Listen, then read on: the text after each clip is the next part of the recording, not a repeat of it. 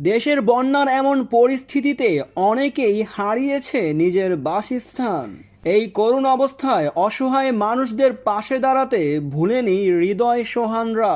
বাংলাদেশ জাতীয় দলের নিয়মিত মুখ তাওহিদ হৃদয় তরুণ এই হার্ড হিটার দেশের সকল পরিস্থিতিতে পাশে থেকেছে, পিছিয়ে ছিল না। নুরুল হাসান সোহানও ছোট অসহায় বাচ্চার একটি ছবি পোস্ট করে তাদের অনুভূতি জানিয়েছে। এমন পরিস্থিতি মোকাবেলায় সকলকে এগিয়ে আসার জন্য বলেছেন, আমরা মূলত তাদের দেখে থাকি দেশের জার্সি পারফর্ম করতে, তবে তাদের মধ্যেও সাধারণ মানুষ বসবাস করে।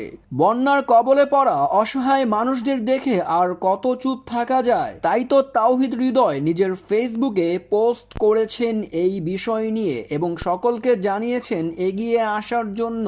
তেমনি সোহানও এই ভাইরাল বাচ্চাটির ছবি পোস্ট করে বলেছেন, এই ছবি দেখার পর নিজেরে সম্পূর্ণ অসহায় লাগতেছে। আল্লাহ দয়া করে তাদের এই পরিস্থিতিতে সাহায্য করুন। বাংলাদেশের গর্ভরা বাংলাদেশের এই দুঃসময়ে অসহায়দের পাশে দাঁড়িয়েছেন।